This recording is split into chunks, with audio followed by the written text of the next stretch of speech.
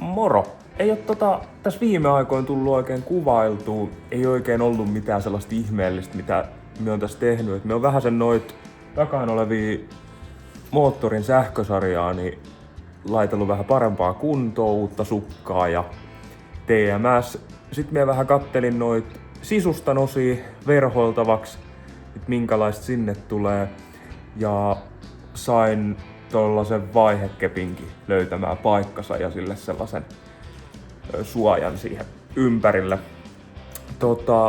Moottori on löytänyt sitten oman paikkansa ja tässä jaksossa voitaisiin ruveta katselemaan sellaista V-mountti kuuleri syylläri setupia tohon eteen, että siihen tulee välijäähytin niin kuin näin ja sitten sinne alle tulee vinoo niin syylläri. Sen takia vaan, että kun tässä on näin saakutisti tilaa tässä keulas, on nimittäin niin kuin puolisen metriä tilaa, niin saadaan tää tyhjä tila tästä käyttöön, kun sit taas se, että laitettaisiin perus syylläri tähän näin ja sit siihen eteen välijäähytin, niin saa tän turhan tilan käyttöön tästä eestä.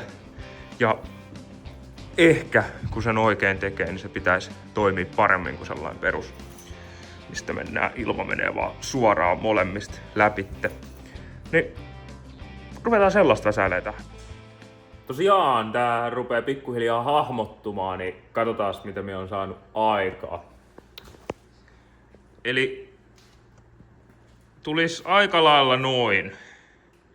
Melkein vaakaa. Siinä on pienkääntö alaspäin. Mä vähän kattelin miten noita V-mountteja on tehty. Niin niitä on silleen, että se on vaakatasosta tai sit vähän näin alaspäin. Niin mä uskoisin, että toi vois olla toskoihin aika hyvä.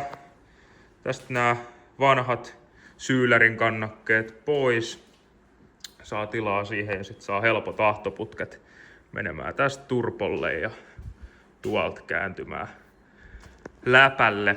Ja mä laitoin tän puskurin tähän ihan vaan mallittelun vuoksi. Niin täältähän näyttäisi nyt tältä. Se tulee vielä vähän syvemmälle toi syylläri tonne. Ja siellä nyt on vaan tollain levy tällä hetkellä pitämässä mutta tonne jää ihan hyvin tilaa laittaa flekti tai flektit ja se taso olisi vieläkin ylittää niin tuon alimman kohan alla, niin ei ota sitten kiinni. Mutta tätä nyt voi vielä nostaa ja katella paikkaa. Minä eka varmaan tekasen tälle välijäähylle paikan ja minä joudun vielä tilailla tonne uuden syyllärin isomman ja näin, mutta saa tän välijäähylle paikan, niin sit on helppo mittailla, että minkä kokoinen syylläri tonne mahtuu. Ja tästä on aika helppo tehdä kannakkeet tohon ja sitten täällä alhaalla on myös, niin näähän voi tuoda tänne vaan tosta suoraan. Niin tosi helppo tekasta ne. Sitten tarkoitus olisi tehdä tähän jonkunnäköinen tuulitunneli tälle, eli nämä reunat, mistäs mä näkisin täältä, niin nämä reunat pitää saada silleen laittaa alumiinilevyä tohon, että saa tästä sellaisen tuulitunnelimaisen ja sama tähän puskuriin, että tuolta tonne, niin joko lasikuidusta tehdään tähän puskuriin sellaiset, sama tänne alle, tai sitten ihan sellainen jostain pellistäkin. Oho, se meinaa tulla alas. Isän näkyy mun hieno kannake. Mut joo. Ja vielä lisäten tähän olisi ideaali välijäähy sellainen, josta lähtis niinkö esim. Tästä sivusta nää lähöt. Mut kun mulla on nyt tää ja tää on ihan suht koht hyvässä kunnossa, niin mä en lähde tässä kohtaa rahaa käyttämään sellaiseen välijäähyyn. Siihen saa aina sen pari hunttia menemään nopeaa, niin mennään nyt tällä, kun tätä tilaa kumminkin on täältä, ei tuu valojen eteen, kun valot jää ihan tänne ja niittenkään shitit ei tuu täältä eteen, niin tässä on hyvin tilaa, just äsken kattelin. Niin ehkä sitten tulevaisuudessa ostaisi sellaisen välijäähyn, missä ne lähöt olisi tässä, niin sitten tekee vaan ahtoputket uudestaan. Ei kova homma ole, kun ne on noin lyhyet tulee olemaan muutenkin. Kun miettii, että turpo tulee tohon ja tosta mennään tonne, niin sama kuin tuo tulisi tosta, niin sitten sen saa suoraan sen turpolle.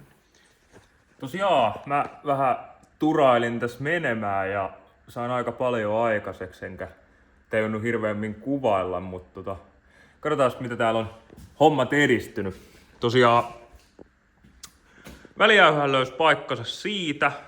Se on aika hyvällä paikalla. Tein tollaset kannakkeet joka nurkkaan, niin se on tollaset kumit vielä, että pääsee vähäsen elämää siinä.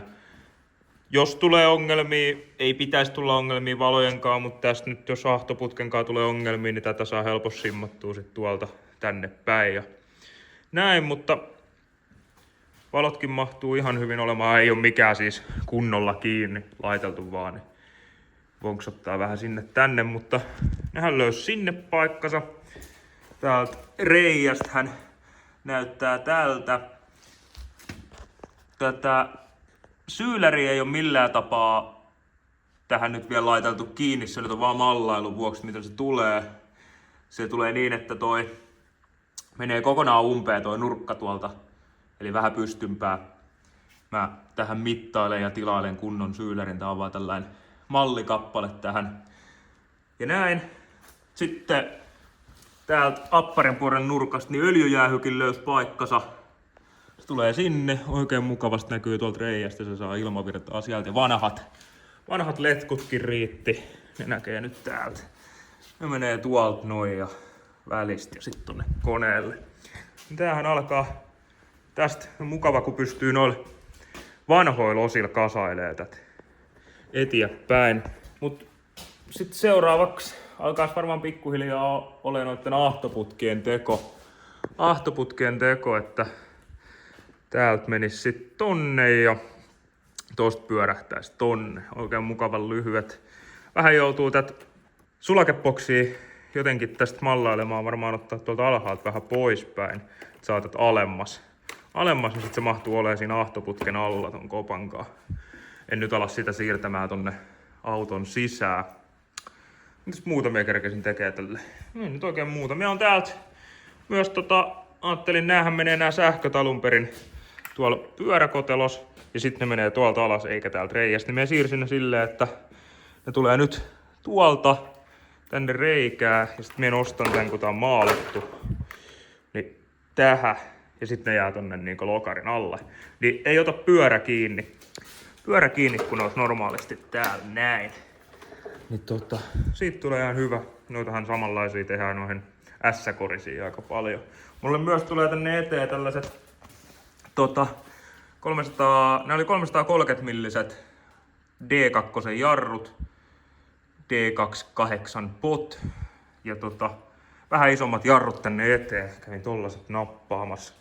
Oikein mukavat. Pitäisi jotain kivaa keksiä noihin jarrusatuloihin. En oikein tiedä vielä mitä ihmeellistä niihin keksis. Tekisikö jotain kukkakuvioa vai mitä liekkiä niihin laitteleekaan. Mie myös tilasin 25 milliä levittävät etulokasuojat tai lokarit, overfender. Ne ei kyllä taida olla overfenderit, eli tää vanha lokasuoja lähtee tästä vekeä ja tulee uusi tohon, mutta kumminkin tilasin, ne on tällä hetkellä taitaa olla Latviassa.